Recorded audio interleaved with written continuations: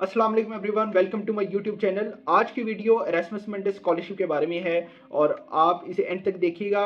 बहुत इन्फॉर्मेटिव है, थोड़ी सी लंबी वीडियो है लेकिन it is full of information. I hope कि आप लोग इस वीडियो को एंजॉय करेंगे। So let's watch the video. अस्सलाम वालेकुम अहमद, कैसे हैं आप? क्या हाल है आपका? वालेकुम अस्सलाम मुस्कान, मैं बिल्कुल ठीक हूँ। आप कैसी हैं? अल्हम्दुलिल्लाह। First of all congratulations for securing Erasmus Mundus scholarship. Thank you very much. Ahmed, सबसे पहले तो ये बताएं कि ये इरास्मस मंडस है क्या? एरास्मस मंडस स्कॉलरशिप यूरोपियन यूनियन से फंडेड स्कॉलरशिप होती है और इसमें यूरोपियन यूनियन 5 सालों के लिए एक प्रोग्राम को डिफाइन करते हैं कि हमने स्पेसिफिक फील्ड ऑफ रिसर्च में या एजुकेशन में हमने काम करना है। और इसमें ज़रूरी नहीं है कि इंजीनियरिंग की फील्ड हो, इसमें मेडिकल की फील्ड्स हैं, म्यूज़िक है, आर्ट्स है, डांस है और एनवायरनमेंट के रिलेटेड हैं। उसके अलावा जो डिफरेंट सोशल स्टडीज़ हैं उसके रिगार्डिंग भी इसमें डिफरेंट प्रोग्राम्स अवेलेबल होते हैं। So what's the eligibility criteria for applying in Erasmus Mundus? इसमें जो फंडामेंटल एलिजिबिलिटी क्राइटेरिया है वो ये है कि आपकी 16 इयर्स ऑफ एजुकेशन होनी चाहिए, आपके पास ग्रेजुएशन की डिग्री हो। और ये डिपेंड करता है कि रिक्वायरमेंट क्या है। ये टोटली डिपेंड करेगा जिस प्रोग्राम में आप अप्लाई कर रहे हैं। अगर आप मैकेनिकल इंजीनियरिंग के रिलेटेड कोई प्रोग्राम है वहाँ अप्लाई कर रहे हैं तो ऑब्वियसली आपसे कहा जाएगा कि आपके पास मैकेनिकल इंजीनियरिंग की डिग्री हो। अगर आप ट्रैवल या इस तरह के टूरिज्म की किसी प्रोग्राम में अप्लाई कर रहे हैं तो वहाँ आपके लिए फंडामेंटली रिक्वायर होगा कि टूरिज्म की डिग्री हो। अगर मेडिकल साइंसेज है तो फिर मेडिकल साइंसेज की डिग्री रिक्वायर हो। Okay, that's great. Is IELTS required for Erasmus Mundus? कुछ प्रोग्राम्स हैं एरास्मस मंडस के जहाँ स्पेसिफिकली मैंडेटरी रिक्वायर किया जाता है कि आइट्स आपके पास हो, लेकिन कुछ प्रोग्राम्स हैं जहाँ इंग्लिश लैंग्वेज प्रोफिशिएंसी सर्टिफिकेट भी चल जाता है।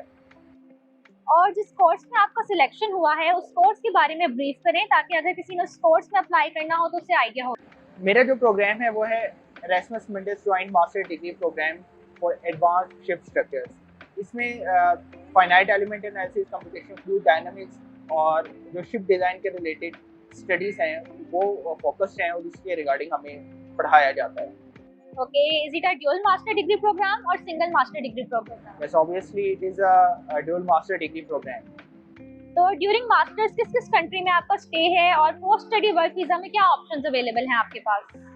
EM-शिप का जो स्ट्रक्चर है उसमें 4 सितंबर 2023 इनटेक जो पहले 2 सेमेस्टर हैं वो यूनिवर्सिटी ऑफ लीड्स बेल्जियम में होंगे हमारे, जहाँ से ग्रेजुएशन के बाद हमें master in mechanical engineering with advanced ship structures ये डिग्री मिलेगी विद दिस टाइटल। और उसके बाद जो 3rd सेमेस्टर है 3 डिफरेंट ट्रैक्स अवेलेबल हैं। आप स्पेन जा सकते हैं, फ्रांस जा सकते हैं और जर्मनी जा सकते हैं। और क्योंकि जो मेरी मोटिवेशन है वो जर्मनी के लिए है फॉर द 3rd सेमेस्टर, जहाँ से यूनिवर्सिटी ऑफ रॉस्टॉक से ship technology and ocean engineering की डिग्री मिलेगी। और जो 4th सेमेस्टर है वहाँ आप जर्मनी, स्पेन, फ्रांस इन तीनों में से कहीं भी आप रिसर्च बेस्ड थीसिस कर सकते हैं। जो पार्टनर इंडस्ट्रीज हैं वहाँ जा सकते हैं। आप यूनाइटेड स्टेट्स में जा सकते हैं, यूनिवर्सिटी ऑफ मिशिगन में। आप साउथ वेल्स यूनिवर्सिटी ऑस्ट्रेलिया जा सकते हैं। आप यूके की यूनिवर्सिटीज़ में जा सकते हैं। आपके पास मल्टीपल ऑप्शन होते हैं। तो ये टोटली डिपेंड करता है कि आपको क्या अपॉर्चुनिटी मिल रही है, आपका एरिया ऑफ रिसर्च क्या है, आप किस किस्म का काम कर रहे हैं। तो ऑब्वियसली जो आपकी लाइन ऑफ मोटिवेशन होगी उसी के रिगार्डिंग आपको ट्रैक भी मिलेगा। Okay Ahmad, now tell me about your application journey. कितना टाइम लगा आपको इन सब प्रोसेस में और क्या टाइमलाइन होती है इरास्मस में अप्लाई करने के लिए? एरास्मस के जो एप्लीकेशन के फॉर्म्स हैं या एप्लीकेशन हैं वो ओपन हो जाते हैं इन अर्ली अक्टूबर और लेट अक्टूबर। तो मैंने एप्लीकेशन स्टार्ट की थी अक्टूबर 2022 में, लेकिन ऑब्वियसली इसके लिए पहले से आपको अपना प्रोफाइल बिल्डअप करना पड़ेगा, आपको डिफरेंट एलिमेंट कोर्सेज करने पड़ेंगे। और ये 3-4 महीने की गेम नहीं है। आपको इसमें प्रॉपर मोटिवेशन के साथ और डेडिकेशन के साथ 2 साल का कम से कम टाइम लग जाता है अपने आप को प्रिपेयर करने के लिए। तो स्टार्टिंग 2020 मेरे डिफरेंट रिसर्च प्रोजेक्ट्स के जो कि प्योरली मैटलैब बेस्ड थे। और इस प्रोग्राम के अंदर एक टोकन ऑफ एप्रिसिएशन होता है और एक आप समझ लें कि प्लस पॉइंट है जिससे मैटलैब की स्किल जिसके पास हो।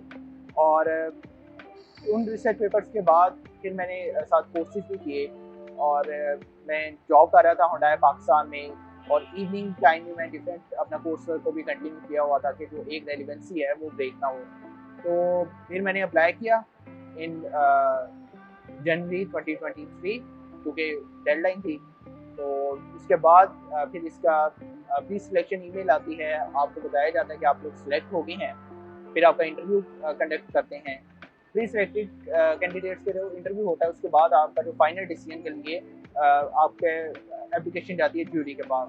ज्यूरी आपका फाइनल डिसीजन लेती है और ज्यूरी जिन कैंडिडेट्स को रिकमेंड करती है फॉर ईएमशिप प्रोग्राम वो फाइनली सिलेक्टेड होते हैं फॉर दिस स्कॉलरशिप। और उसके बाद फिर ये है कि आप अपना वीज़ा एप्लीकेशन और जो बाकी फॉर्मेलिटीज़ हैं वो पूरी करते हैं। So, what are the required documents for applying in Erasmus? Erasmus में जो रिक्वायर्ड डॉक्यूमेंट्स हैं वो हर प्रोग्राम में डिफरेंट वेरी करते हैं।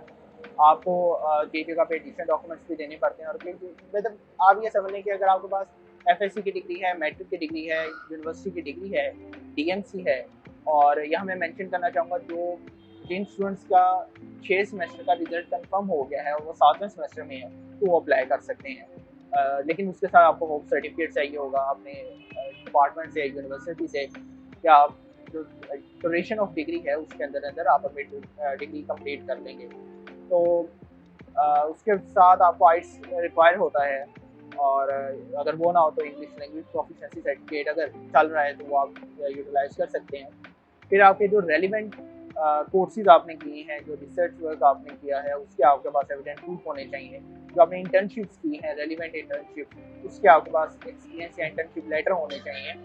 उसके अलावा जो आपने डिफरेंट को-करिकुलर एक्टिविटीज़ के अंदर सोसाइटीज़, क्लब्स या जो वॉलंटियर वर्क है, जो रेलिवेंट वॉलंटियर वर्क और ये सारी एक्टिविटीज़ की हैं, उसके हवाले से आपके पास कुछ डॉक्यूमेंट प्रूफ होना चाहिए कि आपने एक्चुअली आपने कंट्रीब्यूशन की है। ओके अहमद, अब आप हमें ये बताएं कि इरास्मस में अप्लाई करने के लिए एचईसी, मोका या बाइस लाहौर से डिग्री से टेस्ट करवाना कंपलसरी है क्या? नहीं, बिल्कुल ये कंपलसरी नहीं है। एक्चुअली ये सारी जो अटेस्टेशंस हैं और डिग्री वेरिफिकेशन हैं ये थोड़ी सी एक्सपेंसिव होती हैं। जो मैं रफली एस्टिमेट करूँ कि अगर आप मैट्रिक और एफएससी की डिग्री पहले बोर्ड से टेस्ट करवा रहे हैं, फिर आईबीसीसी से करवा रहे हैं, उसके बाद आप मोफा से करवा रहे हैं, इसके साथ पैरेलल आपने अपनी यूनिवर्सिटी की डिग्री और डीएमसी पहले एचईसी से टेस्ट करवाई, फिर मोफा से करवाई, उसके बाद आप एम्बेसी से करवा रहे हैं, तो तकरीबन एस्टिमेटेड है कि 70 to 80,000 का कम से कम खर्चा हो जाता है। तो इस एक्सपेंसेस को बियर करने की बिल्कुल ज़रूरत नहीं है। पहले आप जो रिक्वायर्ड डॉक्यूमेंट्स हैं उनके साथ एप्लीकेशन अपनी सबमिट करवाएं। जब आपकी सिलेक्शन हो जाए और जब आपको कंफर्मेशन एडमिशन लेटर और स्कॉलरशिप लेटर मिल जाए, फिर आप ये अपने अटेस्टेशन और बाकी जो रेलिवेंट प्रोसीजर ये स्टार्ट करें। Okay, that's great. Now moving towards the most important part, SOP. How to write a strong scholarship winning SOP? SOP basically statement of purpose होती है, और मैं ये कहना बिल्कुल मुनासिब समझूंगा कि पाकिस्तानी स्टूडेंट इसे एक ऐसे की तरह ले रहे होते हैं, जिससे आपको सुबह लिख दिया और सेंटर में अपनी बॉडी बना के SOP चमका दी, लेकिन एक्चुअली ऐसा बिल्कुल नहीं होता। आपने अपने बैकग्राउंड को प्योरली प्रूव करना होता है कि आपका जो स्किल है और जो रिक्वायर्ड स्किल सेट है, आपकी जो एजुकेशन बैकग्राउंड है और जो रिक्वायर्ड एजुकेशन बैकग्राउंड है और जो सॉफ्ट स्किल्स रिक्वायर्ड हैं ये प्रॉपर्ली अलाइन हो। तो सबसे पहले तो मैं ये कहता हूँ कि जो इंट्रोडक्टरी आपका पैराग्राफ है वहाँ कुछ ऐसी पंचिंग लाइंस होनी चाहिए जो कि एवेलुएटर को या रेफरी को मजबूर करेंगे वो आपकी पूरी एसओपी पढ़े, क्योंकि वो आपका इंप्रेशन बिल्डअप करती हैं। उसके बाद आप ऐसे ऐसे अपनी जो रेलिवेंट आपकी अचीवमेंट्स हैं, जो आपने कोर्सेज किए, जहाँ से आपको रियल मोटिवेशन मिली कि आप क्यों करना चाह रहे हैं और यही प्रोग्राम क्यों है, उसके लिए आपको अपने बैकग्राउंड को जस्टिफाई करना पड़ता है। देन आ जाता है कि जो प्रोग्राम्स के एक्चुअल गोल्स हैं, प्रोग्राम की जो डिस्क्रिप्शन है, जो रिक्वायरमेंट है, वो वेबसाइट पे बड़े आसान अल्फाज में और बहुत ज़्यादा डिटेल में ब्रीफली बताई गई है। आपको चाहिए कि पहले उसे आप पढ़ लें, उसके बाद अपनी एसओपी आप लिखना स्टार्ट करें, तो वहाँ से आपको पता चलेगा कि इस प्रोग्राम के ऑब्जेक्टिव्स क्या हैं, इसके गोल्स क्या हैं। फिर आप अपनी एसओपी के जो गोल्स हैं और अपने कैरियर गोल्स को उनके साथ अलाइन करें और एक रियल मोटिवेशन के साथ एक रेलिवेंसी डेवलप हो रही हो। जैसे एक चेन होती है कि कड़ी के साथ कड़ी मिलती जाए, किसी भी पैराग्राफ हो, पिछले पैराग्राफ और अगले पैराग्राफ में कुछ ऐसे ब्रेकिंग पॉइंट्स नहीं आने चाहिए जो कंफ्यूजन डेवलप करें। आपने एक प्योर ये समझ लें कि एक ऐसी उन्हें चीज़ देनी है जहाँ उन्हें लगे कि yes you are the perfect candidate for this program. तो उसके लिए मैं दोबारा मेंशन करना चाहूँगा कि कि आप प्रोग्राम की डिस्क्रिप्शन को, उसके रिक्वायरमेंट्स को अच्छे तरीके से पढ़ें और उसके पहले से तैयारी करें, तो फिर ही पॉसिबल होता है कि आप SOP लिख सकें। और SOP एक दो दिन का काम नहीं है। फॉर एग्जाम्पल, अगर डेडलाइन आपकी है दिसंबर में, तो आपको चाहिए कि आप जो फर्स्ट राइटिंग प्रैक्टिस है SOP की, वो कम से कम सितंबर या अगस्त में ज़रूर करें। आप बार बार लिखेंगे, अपनी SOP को खुद एवेल्युएट करेंगे और अपने सीनियर से उसके ऊपर सजेशन लेंगे, और जो आपकी खामियां होंगी उसके ऊपर आप काम करेंगे, जो आपको रिक्वायरमेंट्स चाहिए होंगी उसे पूरा करेंगे, और एक सेंटेंस स्ट्रक्चर्स को देखेंगे और प्रॉपरली हर चीज़ को एवेल्युएट करेंगे एक दूसरे के साथ, और एक ओरिएंटेशन आपको नजर आएगी अपनी SOP के अंदर कि हाँ आप सारी चीज़ें परफेक्ट हैं। तो ये बार बार प्रैक्टिस के साथ होगा, और एट द एंड जब आप सबमिट करवा रहे होंगे तो फिर अल्लाह पाक का नाम लें और सबमिट करवा दें, इंशाल्लाह बेटर रिजल्ट्स आएंगे। Okay, Ahmed, can you please tell me what's the ideal length for SOP? SOP की जो आइडियल लेंथ है, वैसे तो बताया गया होता है कि 2 पेजेस से ज़्यादा ना हो, 1 पेजेस से ज़्यादा ना हो। अगर नहीं बताया गया तो अगर 1 पेज की आप SOP लिख रहे हैं, दैट्स मोर देन इनफ। लेकिन अगर आपको लगता है कि आपका प्रोफाइल इतना ज़्यादा स्ट्रॉन्ग है, आपको बताने के लिए इतना ज़्यादा कुछ है, आप इतने बेहतरीन कैंडिडेट हैं इस प्रोग्राम के लिए और मोस्ट सूटेबल कैंडिडेट हैं, तो फिर आप डेट पेज तक जा सकते हैं। लेकिन उसके अंदर कहानियाँ लिखने की ज़रूरत नहीं है, रेपुटेशन लेकर आने की ज़रूरत नहीं है। वो उर्दू के पेपर वाला हिसाब नहीं होता कि लेंथ देख के नंबर दिए जाएँ। उन्होंने क्वालिटी देखनी है, जो आप मैसेज कन्वे कर रहे हैं, जो आप अपनी मोटिवेशन शो कर रहे हैं, जो आप रीजंस बता रहे हैं, उन्हें वैलिडेट कर रहे हैं कि आप क्यों इस प्रोग्राम को ज्वाइन करना चाहते हैं। बेसिकली उन्होंने उस चीज़ को देखना होता है। तो आप वो 1 पेज पे भी लिख सकते हैं, 1.5 पेज पे भी लिख सकते हैं, 2 पेजेस पे भी लिख सकते हैं। इट्स ऑल डिपेंड कि आपका अपना क्या प्रोफाइल है और आप अपने बारे में कितना बेहतरीन चीज़ें, अपनी कितनी बेहतरीन अचीवमेंट्स को relevant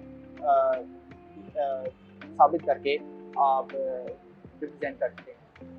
Okay, are recommendation letters required for Erasmus? जी, बिल्कुल रिक्वायर होते हैं, और रिकमेंडेशन लेटर का मैं यही कहूँगा कि आप कोशिश करें कि आप अपने प्रोफेसर से खुद लिखवाएँ, क्योंकि जब एक टीचर लिख रहा होता है तो उनका ज़ाहिर बात है कि टेक्निकल राइटिंग का एक एक्सपीरियंस होता है, वो ज़्यादा स्किल्ड होते हैं। उनकी इंग्लिश लैंग्वेज की जो स्किल है वो भी स्ट्रॉन्ग होती है, वो ग्रामेटिकल मिस्टेक्स नहीं करते, और पता लग जाता है कि सर ने रिकमेंडेशन लेटर खुद लिखा है या टीचर ने लिखा है। तो ऑब्वियसली जब आप रिकमेंडेशन लेटर के लिए रिक्वेस्ट करें, तो उससे पहले आपके पास अपनी SOP होनी चाहिए। आप अपने रिकमेंडर को रिक्वेस्ट करें कि सर ये मेरी SOP है, ये मेरी मोटिवेशन है और ये मेरा प्रोफाइल है, आप अपना CV उनसे शेयर करें। उसके साथ आप प्रोग्राम का जो वेबसाइट का लिंक है वो भी शेयर करें कि सर ये डिस्क्रिप्शन है, ये रिक्वायरमेंट है।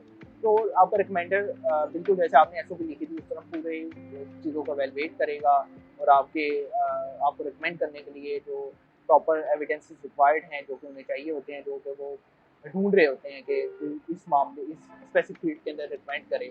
फॉर एग्जाम्पल, अगर अपने मैं प्रोग्राम की बात करूँ तो MATLAB, mechanical design, computational fluid dynamics, और इसके अलावा एनसीएस की स्किल्स हों, और मैकेनिकल इंजीनियरिंग के अंदर मॉडलिंग एंड सिमुलेशन की स्किल्स हों, कंप्यूटेशनल एनालिसिस हों, इन सारी चीज़ों को रिक्वायर करते हैं, जो आपके रिकमेंडर को पता होना चाहिए कि वो क्या रिकमेंड करने जा रहे हैं और प्रोग्राम की क्या रिक्वायरमेंट है। तो ये द मोस्ट इम्पोर्टेंट चीज़ है।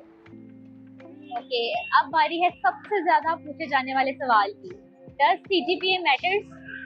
ऑब्वियसली CGPA मैटर्स, और अगर मैं ऑनेस्ट जवाब दूँ तो वो यही होगा कि अगर आपका 3.7 से ऊपर CGPA है तो आपके एरास्मस में सिलेक्शन के ज़्यादा चांसेस होते हैं, क्योंकि हर चीज़ के उन्होंने कैटेगराइज किया हुआ है। एकेडमिक्स की अलग परसेंटेज है, को-करिकुलर अचीवमेंट्स की अलग परसेंटेज है, रेलिवेंट एक्सपीरियंस की अलग परसेंटेज है, रेलिवेंट कोर्सेज और स्किल सेट की अलग परसेंटेज है, रिकमेंडेशन लेटर की अलग है, इंग्लिश लैंग्वेज स्किल की अलग है, और इवन के कुछ कोर्सेज होते हैं जहाँ मेंशन किया गया होता है कि जो motivation to live in Europe, उसके अलग परसेंटेज है। तो अगर आप ये समझते हैं कि आपका CGPA 2.8 है, तो इसका मतलब है कि जो बाकी पैरामीटर्स हैं वहाँ आपको 100% अचीव करना होगा, तो आप कंपटीशन में अपने आप को कंसीडरेबल पोजीशन के ऊपर लेके जा सकते हैं।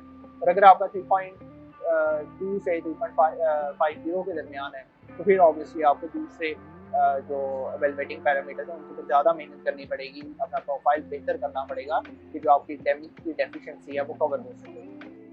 Okay. What about Wolof research publications? Obviously जो एरास्मस मिडल स्कॉलरशिप है ये रिसर्च बेस्ड इसके अंदर ट्रैक होता है। आपने थीसिस करना होता है, आपने इंटर्नशिप करनी होती है, तो वहाँ भी ज़्यादातर R&D के अंदर काम करना होता है। तो रिसर्च का एक बहुत अच्छा कंट्रीब्यूशन है। अगर आप अंडर ग्रेजुएट लेवल के ऊपर आपके पास 2 रिसर्च पेपर हैं, या आप समझते हैं कि आप 7वें सेमेस्टर में हैं और आपके पास कोई रिसर्च पेपर नहीं है, लेकिन जो आप फाइनल ईयर प्रोजेक्ट कर रहे हैं वो रिसर्च बेस्ड है या प्रोटोटाइप है, तो आप उसके साथ थीसिस कर रहे हैं, तो आपने उन्हें बताना है। अगर कोई रिसर्च नहीं है तो आप उन्हें जस्टिफाई करेंगे कि मैं ऐसे फाइनल ईयर प्रोजेक्ट कर रहा हूँ और इसमें थीसिस है और हमारे रिसर्च गोल्स ये हैं, हम पेपर लिखना चाहते हैं। तो आपने अपनी वैलिडिटी को प्रूव करना होता है। तो ज़रूरी नहीं है कि आपका रिसर्च पेपर नहीं है तो आपकी सिलेक्शन ही होगी। ऑब्वियसली मैंने कहा कि बाकी पैरामीटर्स होते हैं, आप उन्हें स्ट्रॉन्ग कर सकते हैं और आप एविडेट कर सकते हैं कि हाँ जी आपके पास रिसर्च पेपर नहीं है, लेकिन you are planning to submit a research paper in a conference और जर्नल।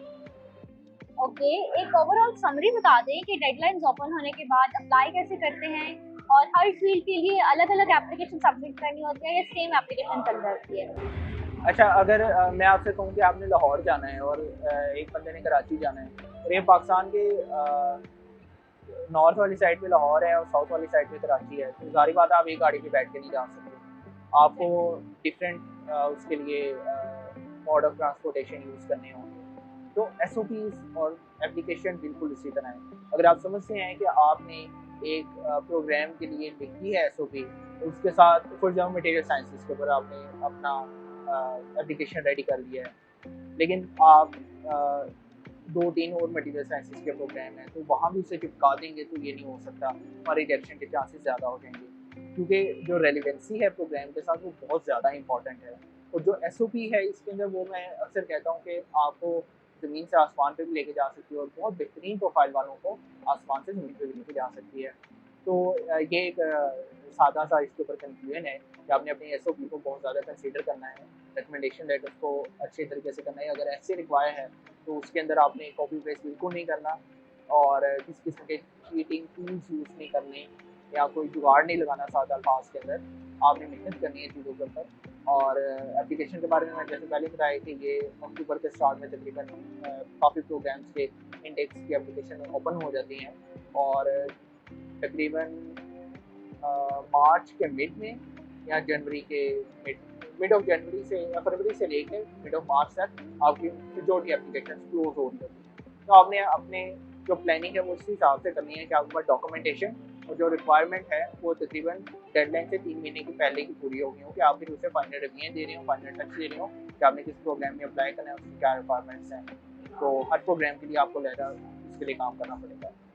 अच्छा अहमद, ये बताएं कि एप्लीकेशन फॉर्म सबमिट करवाने के बाद कोई इंटरव्यू हुआ था आपका? जी बिल्कुल इंटरव्यू था। जैसे मैंने पहले आपको बताया कि प्री सिलेक्शन ईमेल थी और उससे पहले एक इंटरव्यू हुआ था और प्री सिलेक्शन जो ईमेल आई थी उसके बाद एक इंटरव्यू कंडक्ट किया गया था। उसके बाद जूरी ने डिसीजन लिया था और उसके बाद स्कॉलरशिप और एडमिशन लेटर मिले थे। कुछ प्रोग्राम्स होते हैं एरास्मस के जहाँ इंटरव्यू नहीं लिया जाता, आपकी एसओपी के ऊपर और आपके जो सबमिटेड एप्लीकेशन है उसी के बेसिस पे आपको वैलिडेट किया जाता है और आपको डिसीजन मिल जाता है। कुछ प्रोग्राम्स है जिसमें इंटरव्यू की वेटेज होती है और इंटरव्यू लिया जाता है, तो ये डिपेंड करता है कि आप किस प्रोग्राम में अप्लाई कर रहे हैं। So any tips for clearing interviews? Interview के अंदर ये है कि हम पाकिस्तानियों की आदत होती है, हमसे एक सवाल पूछा जाता है, हम उसकी लंबी लंबी तशरीह दे रहे होते हैं, जैसे मैं यहाँ कर रहा हूँ। लेकिन जो इंटरव्यूअर है अगर उसे आपको 15 मिनट का स्लॉट दिया जाए, इसमें कि उसने 15 मिनट में आपको हर लिहाज से एवेलुएट करना है, तो जो क्वेश्चन पूछ रहा है उसका टू द पॉइंट आप जवाब दें, कन्फ्यूजन डेवलप ना करें और आपने प्रूव करेंगे जो आपने एसओपी में लिखा है, जो आपका प्रोफाइल है, जो आप बोल रहे हैं वो आपस में अलाइन हो। ये ना हो कि आपने एसओपी में कुछ और लिखा है, आप एप्लीकेशन में कुछ और लिख कर आए हैं, इंटरव्यू में से कुछ और बता रहे हैं। तो इस ब्लेंडर से बचना है। तो इंटरव्यू से पहले अपनी एसओपी एक बार पढ़ लें कि आपने क्या लिख के सबमिट करवाया, आपका स्किल सेट क्या था और आपने क्या बताया है, उसके इंटरव्यू में भी आप उसी चीज़ों को सेकंड कर सकते हैं। ठीक है अहमद, ये बताएं कि फाइनल सिलेक्शन के बाद वीजा का क्या प्रोसीजर होता है? वीज़ा का प्रोसीजर जो है वो वेरी कर रहा होता है जो आपका फर्स्ट कंट्री होता है उसके लिहाज से। अगर मैं यूरोप की बात करूँ तो जैसे मेरा फर्स्ट कंट्री बेल्जियम है, तो अगर कुछ स्टूडेंट है जिसका फर्स्ट कंट्री इटली है, फ्रांस है, जर्मनी है, तो ये वेरी करेगा।